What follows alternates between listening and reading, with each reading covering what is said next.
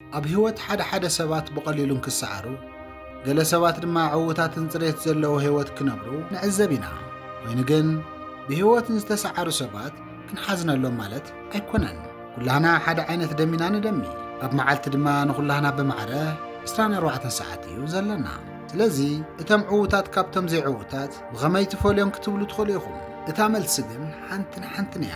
እሳ ድማ ልምዲ ወይ ከዓ ኣመል እዩ። መዓልታዊ ንገብሮ ንኣሽቱ ተግባራት እንታይ ዓይነት ሰብ ክንከውን ከም ዘለና ወይ ድማ ኣብ ከመይ ብርኪ ክንበጽሕ ከም ዘለና ኣንፈት ዝህባና እየን። መብዛሕትና ግዜና ኣብ ዘይጠቕመና ነገር ኢና ነጥፍኦ።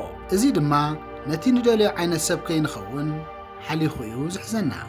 ክቡራት ተኸታተልትና ኣብ ናይ ሎማዓንቲ መደብና ኣብ ህይወትና ዘድልዩና ነገራት ክንርኢና እሞ ክሳዕ መወዳእታ ዝመደብ ምሳይ ክትጸንሑ ብኽብሪ ይዕድም።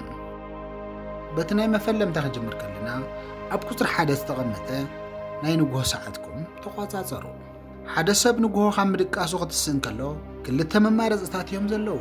እቲ ሓደ ምሕላም ምቕጻል እንትኸውን እቲ ካልኣይ ድማ ተስኻ ሕልምኻ ንምዕዋት ምጽዓር እዩ።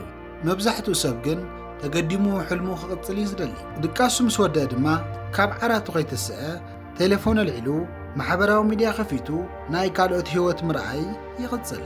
እዚ ተግባር እዚ ናይ ዘይዕውታት ሰባት ተግባር እዩ። ካብ ድቃስኩም ምስ ተባራበርኩም ብቕልጡፍ ካብ ዓራትኩም ተሲኹም ንኽልተ ሰዓታት ዝኣክል ንህይወትኩም ክልውጡ ዝኽእሉ ነገራት ክትሰርሑ ኣለኩም።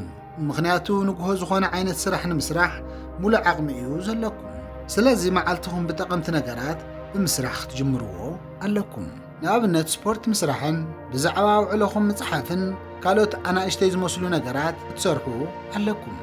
መዓልታዊ ከምዚ ተዘውትሩ እንተደኣ ኮይንኩም ናብቲ ትደልይዎ ዓይነት ሰብ እናቐረብኩም ኢኹም ትኸዱ። ንጉሆ ኣገዳሲ ዝበሃል ዕማማት ንምስራሕ ተመራፂ ግዜ እዩ።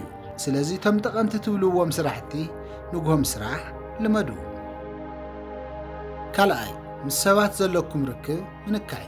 ሰባት ንራኸብ ኣብ ዝበለኹም እዋን ኩል ግዜ ክትረኽብዎም ፈቃደኛታት እንተደኣ ኮይንኩም ከም ቁም ነገረኛ ወይ ድማ ከም ተደላይ ሰብ ዘይኮንካስ ከም ታራ ነገር እዮም ዝርኢኻ። ኣቓልቦን ቦታን ንዘይብኹም ሰባት ብፍጹም ግዜኹም ኣይተሃቡ። ምክንያቱ ንዘይግደሰልኩም ሰብ ግዜኹም እንተዳሂብኩም ንዕቐት እዩ እምበር ካሊእ እትረኽብዎ ነገር የለን። ግዜኹም ንዝግብኦ ሰብን ንስራሕኹምን ክትጥቀሙሉ ኣለኩም። ግዜኹም ብኣግባብ ትጥቀሙ እንተደኣ ኮይንኩም ሰባት ንዓኹም ዘለዎም ክብሪ ይውስኽ እዩ። ከም ዝፍለጥ ሓደ ባሃህል ኣሎ። ናይ ፀሓይ ጥቕሚ ዝርድአካ ጸልማት ምስ ኮነ እዩ። ናይ ዛሕልን ክረምትን መዓልትታት ምስ ነውሐ ፀሓይ ንኽትበርቀሉ ዝልምን ሰብ ብዙሕ እዩ። ኣብ ወዓን ሃሩርን ግን ንፀሓይ ዝደልያ የለን። እኳ ደኣስ እዛ ፀሓይ ሰልቻትና እናበሉ የማርሩራ። ንወዲ ሰብ እውን ከምኡ እዩ። እዚ ክብለኩም ከለኹ ግን ብስራሕ ዝተጨናነቅኩም ምሰሉ ማለተይ ኣይኮንኩን። እቲ ዘለኩም ግዜ ንነፍስኹም ኣብ ዝጠቅም ቦታ ውዕልዎ ማለት እዩ። ስለዚ ምምሳል ዘይኮነስ ናይ ተግባር ሰብ ኮይንኩም ክትልወጡ ክትፍትኑ ኣለኩም። ሳልሳይ ቆራጽ ምዃን። ኣብ ትሑት ደረጃ ዘለዉ ሰባት ቆራጻት ኣይኮኑን ወይ ድማ ንውሳነ ይጽጎሙ እዮም። ኣብ ዝለዓለ ብርኪ ዘለዉ ሰባት ማለት እውን ዕውታት ንብሎም ሰባት ግን ቆራጻት ንውሳነ ዘይጽጎሙ ሰባት እዮም። ቆራጻት ዘይኮኑ ሰባት ብዛዕባ እቲ ዝሓስብዎ ነገር ምውሳን ኣብይዎም እንትወላወሉ፣ እቲ ቆራጽ ሰብ ግን ውሳነ ወሲኑ ነቲ ነገር ተዓዊትሉ ክኸውን ይኽእል እዩ።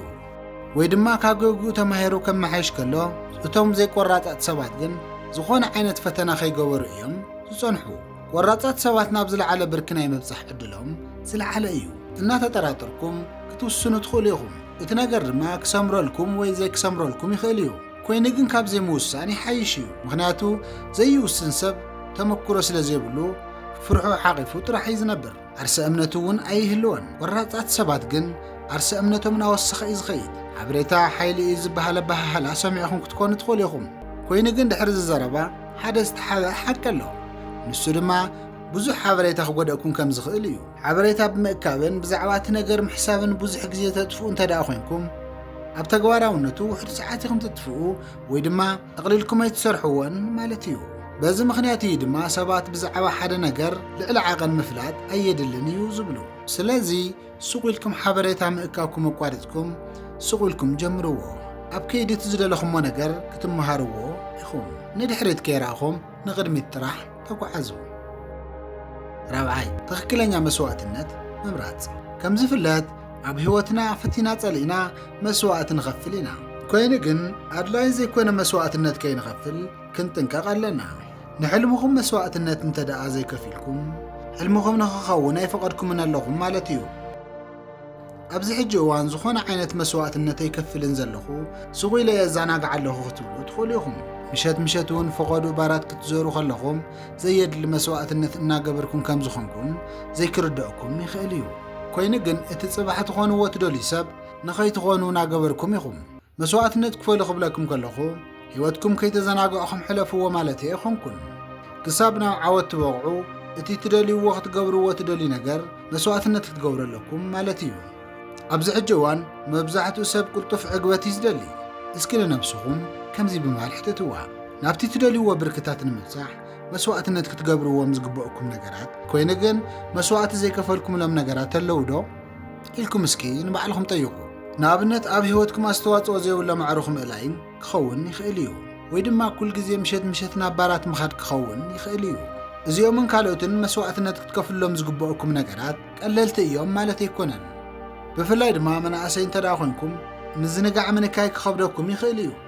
ኮይኑ ግን ተዘናጊዕኹም ምስ ወደኹም እቲ ዝገበርኩሞ ነገር ኮንቱ ምዃኑ ክትርድኡ ኢኹም። ምክንያቱ ድማ ኣብ ውሽጥኹም ዘሎ ዓቕሚ እናባኸንኩሞ ኢኹም። ሓደ ነገር ከይትርስዑ ብዙሕ መስዋዕትነት ከፊልኩም ኣብ እትደልይዎ ብርኪ ዓወት ምስ በጻሕኹም ትረኽብዎ ሓጎስ ምስቲ ተዘናጊዕኹም ትረኽብዎ ግዜያዊ ሓጎስን ኣይወዳደርን እዩ። ስለዚ ብዙሕ መስዋዕትነት ከፊልኩም ዝበጻሕኹምዎ ዓወት ኣብ መወዳእታ ዝለዓለ ሓጎስ እዩ ዝህበኩም። ሓምሻይን ናይ መወዳእታን ዲስፕሊን ወይ ከዓ ስነ ምግባር እዩ። እዚ ኩሉ ኣብ ናይ ሎማዓንቲ ቪድዮና ዘልዕልናዮም ነገራት ብሓደ ነገር ክባላሸው ይኽእሉ እዮም። ውልቃዊ ስነ ስርዓት ወይ ድማ ዲስፕሊን ዘይምህላው እዩ። ኣብ ዓለምና ብዙሓት ሰባት ዘጽግም ነገር ተሃልዩ ዲስፕሊን ምህናጽ እዩ። ሎማዓንቲ ክትገብርዎ ዘለኩም ነገር ሎማዓንቲ ክትገብርዎ ኣለኩም። ዝኾነ ዓይነት ስምዒት ዝሰማዕኹም ኣብ ዝኾነ ይኹን ቦታ ኮይንኩም እቲ ክትገብርዎ ዝግብአኩም ነገር ክትገብርዎ ኣለኩም። ዲስፕሊን ምህናጽ ገስኪስካ ብምትሳእ ጀምርዎ። ዲስፕሊን ካብዚ እዩ ዝጅምር። ዲስፕሊን ምህናጽ ቀሊል እዩ። ኣናእሽቱ ነገራት ብተደጋጋሚ እንተደኣ ንዕወት ኮይና ንሳቶም እዮም ናብ ልማድ ወይ ድማ ናብ ዲስፕሊን ዝቕየሩ። ክብራት ተኸታተልቲ ሎም ዝተዳለወ መሃሪ ቪድዮ እዚ ይመስል ነይሩ። ኣብ ዝቕፅል ንዝፍኖ ቪድዮ ብቐዳምነት ንቆፅዐኩም ላይክና ሼር ብምግባር ንቻነልና ሓደሽ ዝኾንኩም ሳብስክራይብ ብምግባር ንቻነልና ቤተሰብ ንኽትኮኑ ክሳዕ መወዳእታ ስለ ተኸታተልኩምና ኣብ ዘለኹም ሰላም ኩኑለይ ቻው።